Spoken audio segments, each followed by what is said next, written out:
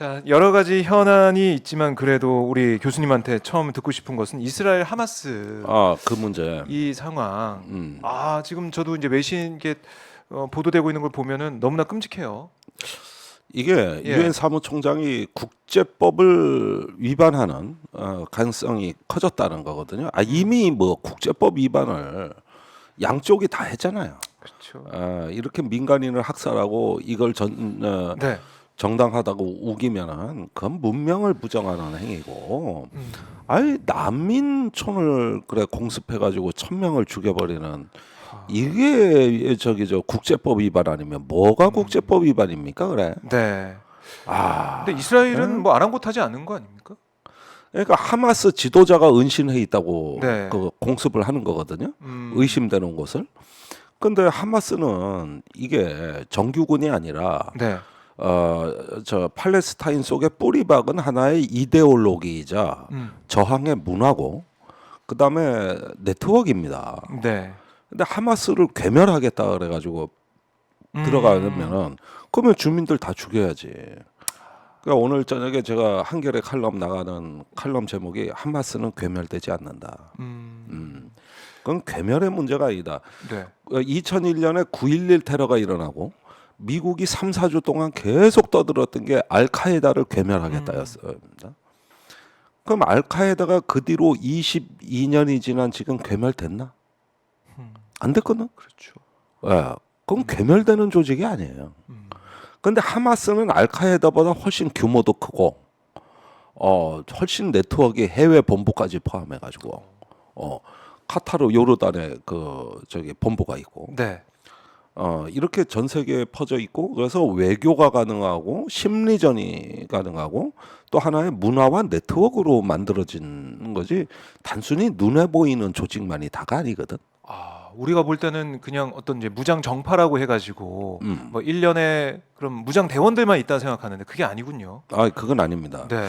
그러니까 그 대원들도 하마스 경우에는 팔레스타인의 청년들이 그 성장 과정에서 하마스를 보고 배우고 듣고 그 다음에 최고 엘리트들이 하마스의 대원을 지원하는 거거든요. 그래서 제일 똑똑한 애들, 이런 사람들이 하마스가 돼요. 그래요. 그러니까 그렇게 어떤 하나의 문화라고. 문화다. 이게 괴멸된다는 게 무슨 뜻입니까 도대체가? 이 괴멸의 정의가 뭐야 이게? 그러니까 그건 미국이 알카에다를 괴멸하겠다고 한 것과 같은 이치로 달성될 수 없는 목표거든요. 네. 그 다음에 지금 사령관하고 그 여단 뭐 지휘관들을 갖다가 사살했다. 이렇게 성과가 있다. 이스라엘은 그렇게 얘기하는데. 네.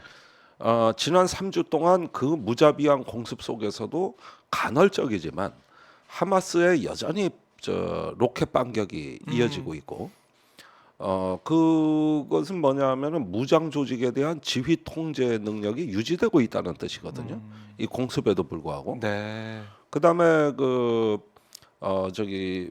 가자 지구의 이제 북쪽에 두 방면으로 이스라엘 지상군이 들어왔는데, 하나는 북부 해안 쪽으로 들어왔고 또 하나는 그 데닌이라는 고속도로로 들어왔단 말이에요. 네.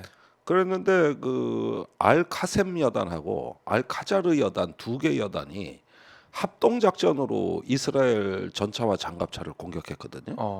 그러면 이거는 제병 합동 작전에 대한 지휘 통제 능력을 유지하고 있다는 뜻이 되는 거거든요. 그다음에 그 인질의 영상을 공개해가지고 그 전 세계에 뿌려대는 심리전도 수행하고 있고, 그다음에 러시아에서 모스크바에서 이란의 혁명 수비대 지도자하고 헤즈볼라를 만나가지고 국제 회의도 했고, 외교도 그렇네요. 지금 진행되고 있고. 이렇게 공습을 쭉 이어가고 뭐 막무가내로 폭격을 하고 있는데도. 그리고 저기 레바논에는 네. 이슬람 혁명 수비대 ICGC라고 하죠. 여기하고 헤즈볼라 하마스의 합동 군사 기구가 지금 운영되고 있다고요. 여기서 행동을 통일하기 위한 각종의 미세 정책을 조정하고 있어요. 네. 그래서 헤즈볼라하고 이 이슬람 지하드가 적절하게 지금 시위를 하고 있는 거거든요. 그래가지고 이게 국제 연합 네트워크를 구성하고 있는 거거든요. 그리고 후티 반군이 이제 그러니까요. 거의 뭐 참전한 거 아닙니까? 참전한 이렇게 되면? 셈인데 예. 그 순항 미사일하고 드론을 이스라엘로 날려보내겠다. 이래가지고 선전포고를 해놓은 상태거든요. 그러니까 이게 하마스를 설령 뭐 괴멸한다 치더라도 네. 이 네트워크는 파괴되지 않거든. 그러면은 전쟁은 안 끝난다는 얘기거든. 네. 그다음에 이제 가자 시티로 진입을 했다고 쳐 이스라엘 군이. 그러면 이번에 그 이스라엘이 제가 보기에는 보여줄 능력으로 스파크 드론을 일단 투입할 것 같아요. 스파크 드론이요? 아, 어떤 이거 건가요? 이제 새로 그 보이는 신무기인데 네. 빠르게 표적을 탐지 추적하고 표착해서 지상군 부대의 다량의 데이터를 실시간으로 전송하는 이 탐지, 감시, 정찰, 그다음에 그 데이터 전송 이런 거를 굉장히 탁월하게 해가지고 지상군이 핵심을 갖다가 타격할 수 있도록 하는 어떤 지상 전력의 그 최첨단 보안 네. 천병이라고 보면 돼요. 그렇네요. 이런 것들이 이제 보여주고 그 다음에 지상군이 그 하마스 전사를 색출해서 이렇게 타격하는 양상이 된다는 얘기인데. 문제는 내가 하마스 사진들을 팔레스타인 가자지구를 보니까 아주 골목길이 좁더라고. 하죠. 가자 시티 같은 경우는. 이게 실핏줄처럼 이어져 있더라고. 그리고 터널이 있는 거거든요. 네. 이런 시가전에서는 이 이스라엘의 최첨단 무기의 강점이 다 사라진다는 얘기예요. 그리고 하마스의 모든 무장과 군사 능력은 민간 인프라 속에 전부 다 심어져 있기 때문에 녹아 있기 때문에 분리하기도 쉽지 않고. 그래가지고 이걸 갖다가 무기로 제압하는 게 아니라 어떤 사람의 판단력으로 이거를 일일이 보고서 해야 되는데 아주 가장 참혹한 시가전이 될 것이다. 그런데 비교할 수 있는 사례로 옛날에 IS 이슬람 국가가 창궐할 때 2016년에 미군이 이라크에 있는 모술 탈환 작전을 한 적이 있어요. 네. 그때 9개월 걸렸어. 아, 그래요? 9개월 걸리고 그다음에 거기서 이제 모술 해방 선언을 그 이라크군이 하는데 10개월이 걸렸습니다. 그러니까 이 시가전이라는 거는 가장 지루하고 오래 걸리고 난이도가 높은 이게 이제 수능으로 얘기하자면 킬러 문항 같은 거예요. 이게 풀기 어려운 전쟁에서의 킬러 문항이 바로 시가전이란 말이에요. 그러면 이번에 그 팔레스타인에서는 네. 이스라엘에 대해서 미군이 모술 탈환 작전을 했을 때 시간과 비용만큼은 요구할 것이다. 야. 이거 겁니다. 그러면은 그 사이에 물론 하마스 대원들을 많이 좀 제거할 수도 있겠지만 지금 난민촌 폭격을 보듯이 이스라엘이 민간인이 죽든 말든 상관 안 한다는 거 아니에요? 네. 우리가 이미 북부에 있는 주민들 다 대피하라고 했으니까 지금 남아 있는 주민들은 하마스 대원일 수도 있다. 하마스 같이 싸우는 사람일 수도 있다. 그러니까 이렇게 판단하는 거죠. 난민 수용소까지 폭격하는 이유가 그거 아니에요. 그러니까 이 잔혹성으로 보면은 네. 이런 말할 수 없는데 제가 여기서 두 개의 전쟁 이야기를 해드릴게요. 우선 이 전쟁은 우크라이나 전쟁이 없었으면 벌어지지 않았을 전쟁이에요. 왜 그러냐? 그래요? 초기에 하마스가 10월 7일 날 이스라엘 영토를 기습할 때 네. 최근에 그 공개된 영상을 보면은 그 쿼드콥터라고 날개가 4개 달린 드론이 있어. 이게 네. 상업용 드론이에요. 이게 이제 요즘 뭐 맥주를 배달한다, 피자를 배달한다 할 때 영상 봤습니다. 그래가지고 해당 그 배달 지점에 가서 정확히 물건을 떨어뜨려야 되는 이 기술이 작년에 우크라이나의 러시아군이 이제 키이우 북부에 쳐들어왔을 때 네. 그 우크라이나의 마을마다 있는 드론 동호회 여기서 그 드론 총동원령을 내려가지고 네, 러시아군이 쳐들어왔을 때 거기서 등장해서 대활약을 한 게 쿼드콥터야. 그 중에서 그러면은 여기서 제일 예. 중요한 기술이 뭐냐면은 그 카메라와 데이터 링크가 되는 드론에 수류탄을 매달아 가지고 보면서 그래가지고 카메라로 촬영을 하고 휴대폰으로 조정을 해서 네. 그 정확한 낙하 지점에 수류탄을 떨어뜨리는 기술이거든요. 음. 이게 현대 그 드론 배달부에 네. 그러니까 피자와 치킨 대신 수류탄을 배달하는 개념으로 하는 건데 그걸로 러시아 전차하고 장갑차를 무지한히 부셨어. 그래서 우크라이나의 17살짜리 드론보이가 전 맞아요. 세계적으로 유명해졌는데 기억납니다. 얘 한 명이 부신 전차 장갑차가 어떤 우크라이나 정규군도 해내지 못할 정도였다. 야. 그래서 세계적으로 그 17살짜리 드론보이는 어. 나라를 구한 영웅으로 거의 찍혔어요. 네. 근데 이번에 하마스가 초기 침공 과정을 잘 보면 어떻게 불도저가 철조망을 밀어버리고 지상군이 투입이 되고 패러글라이딩으로 공중으로 들어가고 이게 어떻게 가능했는가 보면 초기에 쿼드 드론에서 네. 거기서 배회 탄약이라고 이렇게 공중을 빙글빙글 돌다가 목표물로 찾아가는 폭탄이 있어요. 배회 탄약이라든가 예. 아니면 직접 공격 하는 수류탄이라든가 이런 거를 그 이스라엘 그이 만들어 놓은 장벽에 그 통신 기지국이 있거든요. 데이터 센터. 예. 이걸 정확히 찾아내서 거기에 톡톡 떨어뜨리는 거예요. 아하. 그다음에 이제 원격 조정 무기가 그 장벽에 설치돼 있는데 네. 이 발사대를 또 파괴하는 거예요. 아. 이렇게 해가지고 이스라엘군의 신경망을 초기에 파괴하니까 그 뒤에 무섭게 뚫린 거거든. 이 기술이 바로 우크라이나 그거 전쟁에서 그 민병대가 쓰던 그 너무나 기발하고 독창적이며 창의적인 기술이라고. 순수 민간 자산을 갖고도 이렇게 군사 작전이 가능하다. 야. 이런 걸 우리가 본 적이 없단 말이야. 예. 그러면 이 이야기는 하마스가 우크라이나 전쟁을 깊이 연구했다는 뜻이요. 그렇네요. 그래가지고 예. 같은 방식을 더 업그레이드한 거거든요. 음. 그래가지고 대부분 민간 자산, 뭐 패러글라이드라든가 불도저라든가 네. 드론이라든가, 정규군이 뭐 어떻게 들어가서 한 게 아니라. 그리고 이제 나중에 그 특수 하마스 들어갔고. 전사들이 들어왔죠. 네. 그러니까 이게 이제 에스메트릭 비대칭 전쟁이라고 하는 거거든요. 그런데 이런 면에서 이 똑똑하고 기발한 작전술은 이건 우크라이나가 하나의 레퍼런스 역할을 해줬기 때문이다. 거기서 확인이 된 전략이다.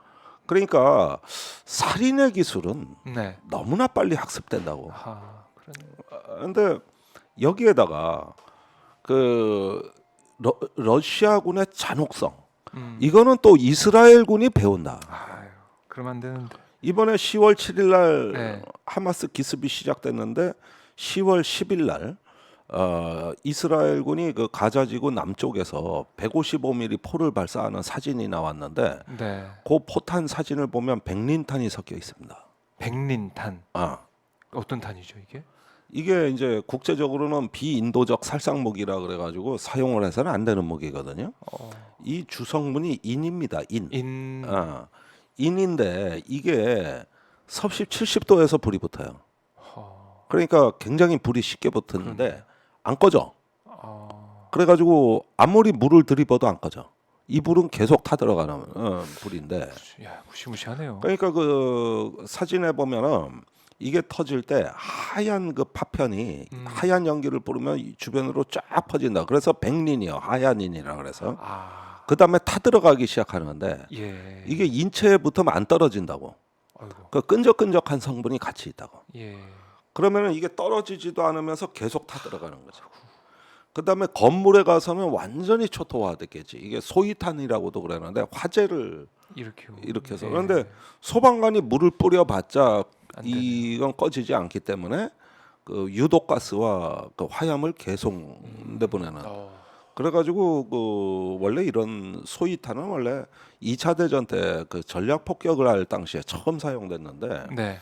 이스라엘군이 이걸 사용했는데 그래가지고 민간 시설을 폭격했단 말이에요. 그랬는데 작년 11월에 러시아가 우크라이나의 그 학교, 병원, 댐, 발전소를 무자비하게 폭격을 했거든요. 네. 그때 백린탄을 썼다고. 그 국제 엠네스티가 이런 걸 규탄한단 말이에요. 지금 이스라엘에 대한 규탄 성명이 나왔어요. 네.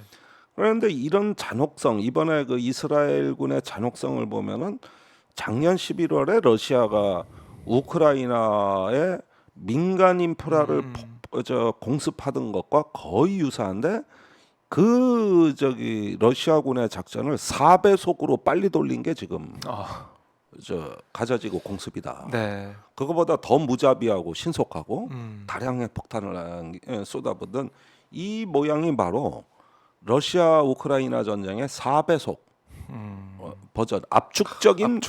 압축적이고 치명적인 네. 이렇게 되는 거거든요. 아, 그러니까 그렇게 압축적으로 진행되다 보니까 피해도 정말 눈덩이처럼 불어나고 있고. 아니 그러니까 지금 어디 민간 시설이 공격받아서 몇백 명이 죽었다는 뉴스가 이제 놀랍지도 않은 뉴스가 되는 게 일상이 돼 버린 거라니까. 일상이. 네. 그래가지고 사망 실종 합쳐서 10,000명이 넘었어요. 아니 그럼 그 좁은 지역에서 10,000명이 넘는다 그러면은 이게 도대체 어디까지 죽여야 되느냐. 그 다음에 이제 시가전인데 예. 여기에서 이스라엘 내에서 그 딜레마가 생긴 거예요. 우선 이스라엘 총리하고 국방장관이 균열되기 시작했어요. 이스라엘의 연립정부 아닙니까? 연립정부인데 네. 거기서 이제 소수당 대표가 요하부 갈란트라고 국방장관. 그 당 대표가 국방장관이 된 네. 거거든요. 근데 이자가 지금 이런 지상 작전에 반대하면서 이거 뭐 이렇게 시간 오래 걸리는 작전 왜 해?